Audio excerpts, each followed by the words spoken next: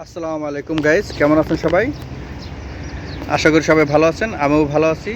ভাই, অনেক শখ করে সৌদি আরব আসছিলাম, মানে প্রবাস নামের জেলখানায় আসছিলাম।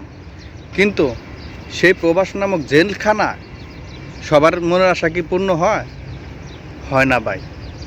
কারোর মনের আশা মনেই থেকে যায়। যেমন আমি দীর্ঘ 6 বছর যাবৎ এই প্রবাসে আসছি, মানে সৌদি আরব আসছি। কিন্তু এই সৌদি আরব থেকে আমি কতটা সাকসেসফুল হতে পেরেছি সেটা আমি বিস্তারিত বর্ণনা দেবো আজকের এই ভিডিওতে। তো শুনুন, এই সৌদি আরব এসে আমি অনেক কষ্ট করেছি, অনেক খাটনি খেটেছি, মাথার ঘাম পায়ে ফেলে কাজ করেছি দিন রাত পরিবারের জন্য। আমি মাস শেষে যে ইনকামটা হতো আমার, আমি সত্য কথা বলবো ভাই, এখানে কোনো মিথ্যা কথা আমি বলবো না। আমার বেসিক স্যালারি ছিল 1200 টাকা। বাংলা টাকার কনভার্ট করলে হতে যাচ্ছে কত, 1200 টাকা আসতেছে 38,000 টাকার মতো আসতেছে, 38,000 বা 39,000 টাকার মতো আসতেছে। কিন্তু এই টাকাগুলা সবগুলো কি থাকে না, আমারও তো একটা খরচ আছে। আমার A to Z খরচ আমি বলবো। আমি সিগারেট খাই, আমার খানা খাইতে হয়, আমার ঘোরাফেরা করতে হয়, নিজেরও একটা লাইফ আছে ভাই। শুধু যে টাকায় কামাবো তা না, নিজের লাইফেকেও, নিজের দেহকেও কিছু দিতে হবে। অনেক কিছু ইচ্ছে করে, অনেক কিছু মনে মনে চায়, কিন্তু সেখান থেকে আমার খরচ হয়ে যায় 700 থেকে 800 রিয়াল। থাকে কত ভাই? 400 রিয়াল বা 300 রিয়াল। এতে আমার কি হয়, বাংলাদেশে ভাই আমি টাকাই পাঠাতে পারি না, আমার ইনকাম আমার ফ্যামিলি চলে না। কিন্তু যাই হোক, ভাগ্যক্রমে আমার বাবা বেঁচে আছেন, আমার মা বেঁচে আছেন, আমার বাবা আমার সংসার চালায়। কিন্তু আমার উপর যদি নির্ভরশীল হতো তাহলে আমাদের সংসারে অনেকটাই সমস্যা দেখা দিত। যাই হোক, আমার বাবার উপরে সংসারটা নির্ভর করে। আমি আজ পর্যন্ত সংসারে হাল ধরে দেখিনি, সংসারটা কেমন, সংসার চালাতে কি লাগে। কিন্তু এটা যদি হতো, লাগতো আমার, আমি টেনশনে পাই এখানেই আত্মহত্যা করে মরে যেতাম। তো যাই হোক, আমি এখন দীর্ঘ 6 বছর বিদেশ করার পর আমি এখন চলে যাচ্ছি বাংলাদেশে, একজেটে চলে যাচ্ছি, ফাইনালি একজেট। তো আমি ভাই কিছুই করতে পারিনি, আমার স্বপ্ন পূরণ হয় নাই। অনেকের স্বপ্ন পূরণ হয়, যাদের স্বপ্ন পূরণ হয় তারা কিন্তু এই প্রবাসে ছাড়ে না। একদিন এই প্রবাসে তার মৃত্যু নিয়ে আসে টাকার লোভে। যাই হোক, আল্লাহ যেটা করেন ভালোর জন্যই করে। আল্লাহ তাআলা আমাকে টাকার লোভে ফেলেন নাই, আমি টাকার লোভে পড়িনি, যেহেতু আমি টাকা ইনকাম করতে পারি না। আর আমি বিশেষ করে বাইরে কাজ করতে পারি না, কোম্পানি যেটা ডিউটি সেটাই আমি করি। আমি বাইরের কাজ আমি করতে পারি না, অনেক কষ্ট লাগে আমার। কারণ আমি জীবনে কোনোদিন কাজ করিনি, আমার বাবা আমাকে কখনো কাজকর্ম করতে দেয় নাই। আমার ঘরের কোনো কাজ যদি আমি ধরতাম, আমার বাবা বলতো, বাবা তুমি পারবা না, সরো যাও, আমাকে সরিয়ে দিত, আমাকে কোনো কাজ করতে দিত না, বলতো তুমি ঘুরে ফিরে খাবা। আমি বললাম এইভাবে কি আমার জীবন যাবে? তাহলে আমি বিদেশ যাব। আমার বাবা এক এক করে 3বার বিদেশ পাঠালো। প্রথমবার পাঠালো 2-3 মাস থেকে আমি চলে গেছি। দ্বিতীয়বার পাঠালো, 2 বছর ছিলাম কিন্তু কিছুই করতে পারিনি, বাবার ক্যাশ টাকাটা আমি দিতে পারিনি।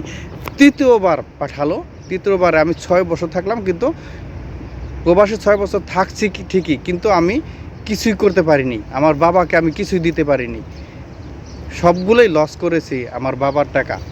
তো এখন আমি খালি হাতে দেশে ফিরে যাচ্ছি। তো সবাই আমার জন্য দোয়া করবেন, আমি যেন দেশে গিয়ে কিছু করতে পারি। আমার একটা পরিকল্পনা আছে। চাকরি করার কখনো আমার ইচ্ছে ছিল না। আমি যখন লেখাপড়া করেছি তখন থেকে আমার পরিকল্পনা, আমি মাছ চাষ করব বা যে কোনো একটা ছোটোখাটো বিজনেস করব। আমি যেন আমার কর্মস্থলে আরও মানুষকে কর্ম দিতে পারি, কাজ দিতে পারি, তারা যেন কর্ম করে তাদের ফ্যামিলি চালাইতে পারে। এরকম আমার একটা ইচ্ছা। লেখাপড়া করার মানে এই না যে আমি পরে চাকরি করব, এরকম না। লেখাপড়ার মানেই আমি বিজনেস করব, এরকম মাইন্ড নিয়ে যারা লেখাপড়া করবে তারা অবশ্যই জীবনে ভবিষ্যতে কিছু করতে পারবে, তাদের দ্বারা অন্য একটা মানুষেরও আহার জোটাতে পারবে। যাই হোক, আমার মনের আশা কতটুকু সাকসেসফুল হবে সেটা আমি জানি না। আপনারা দোয়া করবেন আমার জন্য। আমি বাইরে চলে যাচ্ছি ফাইনালি একজেটে। তো দেশে গিয়ে আমি যেন আমার মনের আশাটা, স্বপ্নটা পূরণ করতে পারি। আমার বাবা আমাকে হেল্প করবেন, সে আমার পাশে থাকবেন, ইনশাল্লাহ আমি মাছ চাষটা দিয়ে শুরু করব, প্রথম ফিশারি দিয়ে শুরু করব। এর পাশে আমার ভাবনা, চিন্তা ভাবনা, যে গরু ছাগল হাঁস মুরগির যে ফিড তৈরি করে, এই ফিটের ভাই অনেক দাম, দ্বিগুণ দাম, 800 টাকা বস্তা। আর নিজে যদি আমি তৈরি করি, এই ঘাস ঘুষ এই সেই দিয়ে ফিট তৈরি করে, কিছু ভুট্টা কিছু গম এগুলো সামান্য পরিমাণ দেয়, আর এগুলো দিয়ে যদি আমি ফিট তৈরি করতে পারি, আমার একটা বস্তা প্রতি খরচ হবে মাত্র 300 টাকা, 300 থেকে 400 টাকা খরচ হবে, আর অর্ধেকই আমার লাভ হবে। তাহলে ফিট যারা তৈরি করে তারা কত টাকা লাভ করে আপনারা বুঝেন। তো আমার আশায় ফিট তৈরি করব নিজের জন্য, আমি বিক্রি করার জন্য না, নিজের জন্য। আমার যেহেতু আমার নিজের একটা খামার থাকবে মাছের, বা একটা মুরগির খামার থাকবে, 2টা খামার থাকবে, সেখানে আমার অনেক ফিটের প্রয়োজন হবে। এটা যদি আমি কিনে আনতে যাই তাহলে আমার অনেক টাকা নষ্ট হবে। সেই জন্য আমি নিজেই ফিড মেশিন কিনে তৈরি করব। যদি আমি পারি, সম্ভব হয় সেল দিতে, বেশি তৈরি করতে পারি, আমি সেলও করব, সেল দেব। একটা লোক আমি আপাতত রাখবো, যেহেতু যে বলেছি লেখাপড়ার উদ্দেশ্য এই না যে পরে কাজ করব, নিজে বিজনেস করব, তা সেখানে অন্য মানুষকে কর্ম করার সুযোগ করে দেব, সেটাই আমি করতে যাচ্ছি। একজন লোক আমি আপাতত রাখবো, সে যেন তার ফ্যামিলিটাকে চালাতে পারে। আমি তাকে টাকা অবশ্যই দেবো আমার প্রফিট থেকে। আর সে যদি স্যালারি মনে করে, আমি স্যালারিও তাকে দেবো, থাকা খাওয়া সব কিছু ফ্রি দেবো আমি তাকে। তো এটা আমার স্বপ্ন।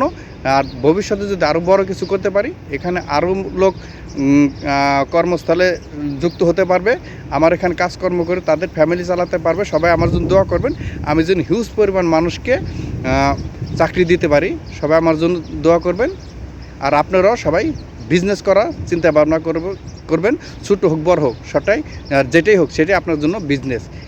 ইনশাল্লাহ সবাই ভালো থাকবেন। আসসালামু আলাইকুম।